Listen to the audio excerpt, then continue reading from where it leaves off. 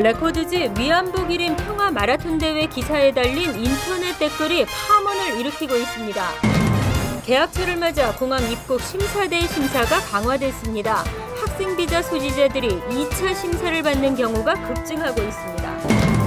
뉴욕주 장기 간호 플랜의 규정이 강화되면서 어덜트 데이케어 센터 대상에서 제외되는 한인 노인들이 속출하고 있습니다.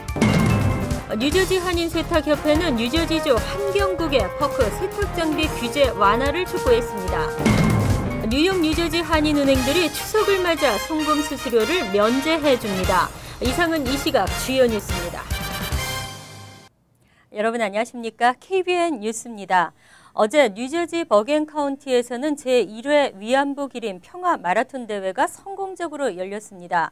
한국 언론은 물론이고 뉴저지의 유력 일간지인 버겐 레코드도 평화 마라톤에 대해 보도했는데요. 인터넷 기사에 일본인으로 추정되는 네티즌이 올린 댓글이 가관입니다. 금홍기 기자가 보도합니다. 지난달 30일 버겐 레코드즈는 인터넷 기사를 통해 위안부 기림 평화 마라톤을 소개했습니다. 기사에는 나카노 에이지라는 이름을 사용하고 있는 일본인으로 추정되는 한 네티즌이 위안부와 관련해 막말 댓글을 올려 또다시 한인사회의 분노를 사고 있습니다. 댓글 내용을 살펴보면 대부분의 미국인들은 위안부들이 양공주를 의미하는 것을 모른다. 양공주는 한국 전쟁 때 유엔군을 위한 창녀들이었고 그 후에는 미군들에게 몸을 팔았다 라는 댓글이 달려 있습니다. 또 버겐 레코드가 어제 보도한 평화 마라톤에 대한 인터넷판 기사에도 한국인들은 위안부가 자랑스럽냐 등 터무니없는 댓글이 달려있어 한인사회에 큰 충격을 주고 있습니다. 이와 관련해 몇몇 한인들은 항의성 댓글을 달고 있습니다. 이번 위안부 기림 평화 마라톤을 주관한 팰리세이드팍 한인회 장기봉 회장은 레코드즈 인터넷 사이트 기사의 댓글로 위안부는 2차 대전 당시 일본의 성노예로 끌려간 희생자들이라며 양공주와 성노예를 혼동하지 말라고 반박하고 나섰습니다. 일본 정치인들이 지난해 팰리세이드팍 위안부 기림비를 찾아와 위안부를 창녀라고 공식 표명하는 등 일본의 만행이 도를 넘어서고 있습니다. 자신의 할머니들이 이런 일을 당했어도 과연 이와 같은 행동을 할 수 있을지 의문이 듭니다. KBN 뉴스 금홍기입니다. 학생 비자 소지 외국인들에 대한 공항 입국 심사대 심사가 강화되고 있습니다. 지난 5월 보스턴 폭탄 테러 이후 강화된 입국 심사가 개학철을 맞아 더욱 강화되고 있습니다. 본격적인 개학을 앞두고 학생 비자를 소지하고 입국하는 유학생 등에 대한 2차 심사가 대폭 늘어나고 있습니다. 유학생들은 입국 시 연방 세관 단속국이 요구하는 학생 비자, I-2원이와 같은 각종 학업 증빙 서류와 재학 중인 학교의 학생증도 입국 심사관의 요청에 따라 즉시 제시해야 할 의무가 있습니다.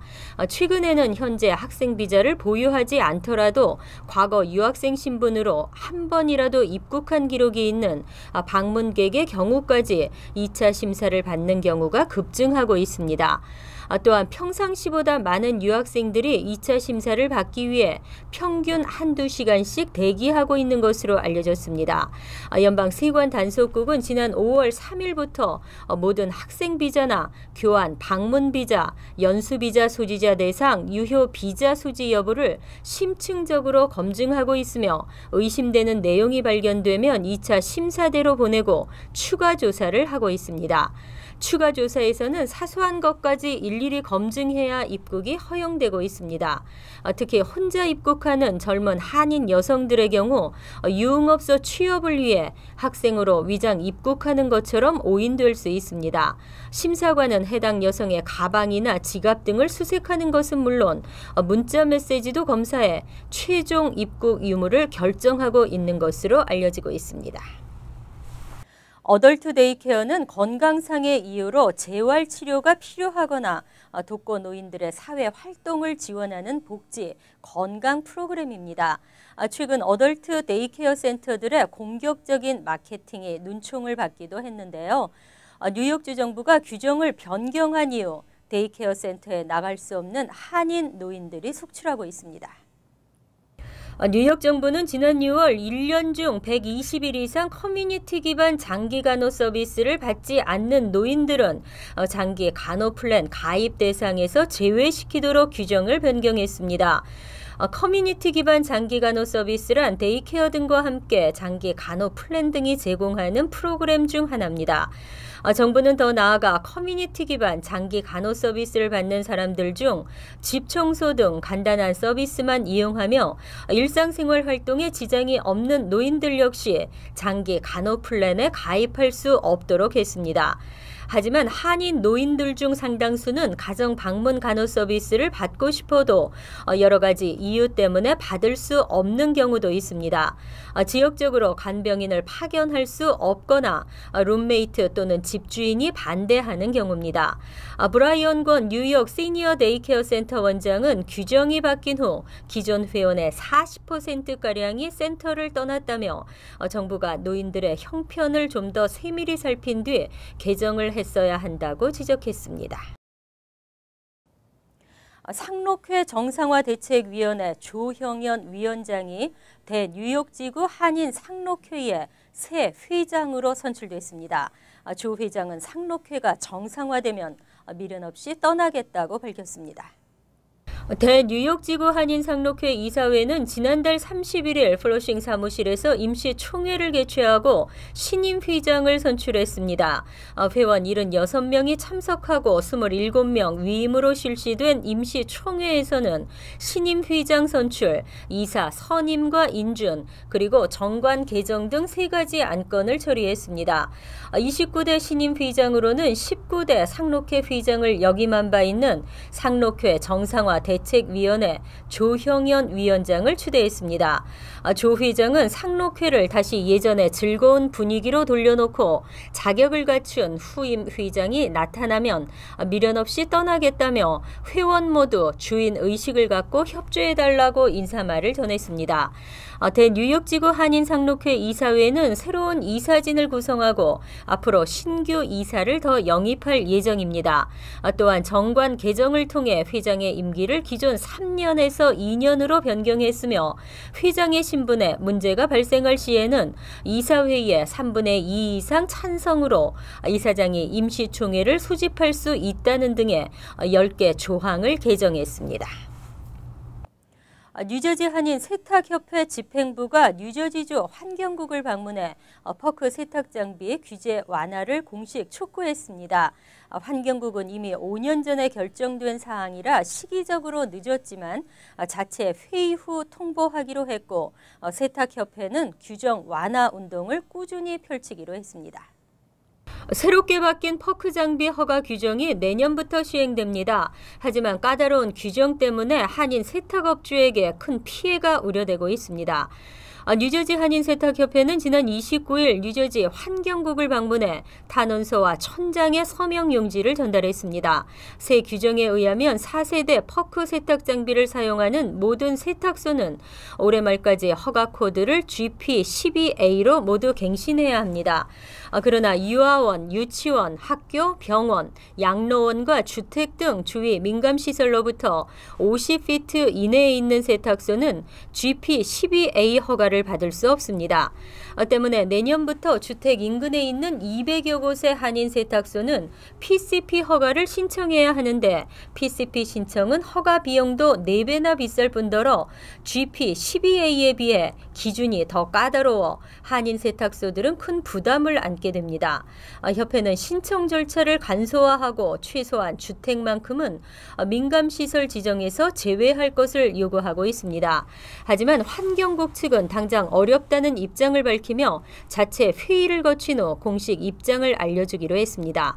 환경국은 그러나 $50만 예산을 추가로 확보해 주위 민감시설 50피트 이내 규정에 저촉된 GP12A 업소를 대상으로 우선 지원하는 방안을 검토하겠다고 밝혔습니다. 한인들이 많이 사는 뉴욕과 뉴저지엔 참 많은 한국 학교가 있습니다. 다음 주 개교를 앞두고 있는 팔팍의 누리학교도 마찬가지인데요. 특히 이 학교는 그림책, 연극 등 다양한 체험학습을 통해 한국 문화와 한글을 공부한다고 합니다. 주성훈 기자가 보도합니다. 재활용한 신문지를 찍고 접고 붙이기를 수차례. 이내 종이배, 종이 비행기, 곤충 등을 만들어냅니다. 이어진 한국의 전래동화 도깨비 방망이 구연 동화 시간. 정겨운 그림체와 선생님의 앙증맞고 장난기 가득한 모습에 아이들의 얼굴에 미소와 웃음이 떠나질 않습니다. 다음 주 뉴저지 팰리세이즈 팍에 새로 개교하는 샘 마이클 누리 학교는 그림책을 활용한 모험 이야기, 폐재활용 재료를 이용한 연극 이야기, 노래와 율동 등으로 자칫 지루하기 쉬운 수업에 생명을 불어넣고 아이들의 상상의 나래를 펼치게 만듭니다. 그 외에도 다양한 체험 수업과 모험 학습을 통해 아이들의 호기심을 자극하고 한국의 역사와 문화를 자연스럽게 학습합니다. 뉴저지 팰리세이즈 팍 세인 마이클 성당에 위치한 샘 마이클 누리 학교는 이번 주 토요일 오리엔테이션을 시작으로 오는 9월 13일 금요일에 첫 학기를 시작합니다. KBN 뉴스 주성훈입니다. 오는 9월 19일 추석을 맞아 뉴욕, 뉴저지 한인은행들이 송금 수수료를 면제해 줍니다. 자주 찾아볼 수 없는 가족과 친지에게 따뜻한 마음을 전하면서도 수수료 혜택을 받을 수 있는 기회입니다. 뉴욕, 뉴저지 대부분의 한인은행들이 오는 9월 9일부터 추석 송금 수수료 면제 서비스를 시작합니다. 이미 오늘부터 무료 송금 서비스를 시작한 뱅크아시아나는 돈을 보내는 사람과 받는 사람 모두가 개인이어야 하며 비즈니스 계좌는 해당되지 않습니다. BBCN 은행과 밀시어 은행은 $1,000까지 계좌가 없어도 무료 송금 혜택을 받을 수 있습니다. 단 현금으로 준비해야 합니다. 밀시어은행은 올해 무료 송금 혜택 해당 국가를 홍콩까지 늘려 한국과 중국을 포함한 총 3개 국가에 수수료 없이 송금할 수 있게 됐습니다. BBCN 은행은 지난해와 마찬가지로 미국을 제외한 모든 나라에 송금할 수 있습니다. 신한은행 아메리카는 인터넷 뱅킹을 이용하는 고객에게만 수수료를 면제해주며 수수료 면제 대상 국가는 한국과 미국 내입니다. 우리 아메리카 은행의 경우에는 송금액에 관계없이 수수료를 면제받을 수 있지만 온라인 뱅킹을 이용할 때는 $15,000까지만 수수료 면제 혜택이 적용됩니다. 단 영업장을 찾아가야 합니다. 서포 카운티 사우스햄턴에 A형 간염 비상이 걸렸습니다. A형 간염은 위생 상태가 안 좋거나 오염된 음식, 물을 통해 또는 환자와의 접촉을 통해 감염되는데요. 전염성이 강하다는 것이 가장 큰 문제입니다. 서포 카운티 보건국은 지난 8월 6일부터 20일까지 레스토랑 더 드라이버스 시트에서 일했던 종업원이 A형 간염으로 사흘간 병원 치료를 받았다고 지난달 30일 밝혔습니다. 보건국의 그레이스 켈리 맥거번 대변인은 직원이 일하는 동안 이 식당을 이용한 고객은 6,750명이라고 밝히고 이들이 A형 간염에 감염됐을 가능성이 있다고 전했습니다. 하지만 감염자와 함께 일했던 40명의 직원 중에는 감염 증상을 보인 이는 없었다고 덧붙이고 또한 8월 16일 이전에 식당을 찾은 사람도 감염의 위험이 없다고 밝혔습니다. B형 간염이나 C형 간염은 혈액을 통해 전염됩니다. 하지만 A형 간염은 바이러스에 오염된 음식이나 물을 통해 감염되며 감염 환자와 접촉한 경우에도 감염될 수 있기 때문에 비상입니다. 증상으로는 피로감과 메스꺼움, 구토, 식욕부진, 황달 등이 있으며 급성 감염이 유발됐을 경우 병원 치료를 받아야 할 정도로 심각한 증상이 나타날 수 있습니다. 서포 카운티 보건국은 A형 감염 바이러스에 노출됐을 가능성이 있는 이들을 위해 무료로 백신이나 면역 단백질의 일종인 글로불린을 제공하고 있습니다. 현재 미 전역에선 6천만 명 이상이 집에서 인터넷을 쓰지 못하고 있으며 뉴욕시에서도 220만 명이 인터넷 없는 생활을 하고 있습니다. 뉴욕시는 저소득층 학생 가정에 와이파이 서비스를 무료로 지원하기로 했습니다. 마이클 블룸버그 뉴욕 시장은 지난 29일 커넥트 투 컴피트 프로그램을 발표했습니다. 저소득층 가정의 학생들이 겪는 디지털 차별을 막기 위한 프로그램입니다. 이 프로그램을 제공하는 비영리기구 에브리원어는 저소득층 가정에 할인 가격으로 인터넷 서비스와 컴퓨터를 제공하게 됩니다. 에브리원어에 따르면 현재 뉴욕시에서는 4명 중 1명, 총 220만 명이 집에서 인터넷을 사용하지 못하며 이들은 대부분 저소득층 소수계 가정입니다. 학교 교사의 70%가 인터넷을 사용해야 가능한 숙제를 내주고 있는데 인터넷을 집에서 사용하지 못하는 학생들은 큰 불이익을 당하고 있습니다. 커넥트 투 컴피트 프로그램은 현재 미국 내 저소득층 가정이 많은 14000 우편번호 지역에 매월 1GB의 무료 와이파이 서비스를 제공하고 있습니다. 또 5GB를 월 $9.99에 제공합니다. 커넥트 투 컴피트 웹사이트에 접속해 우편번호를 입력하면 가능한 서비스를 알아볼 수 있습니다. 이상으로 KBN 뉴스를 마칩니다. KBN과 함께 즐거운 저녁 되시기 바랍니다.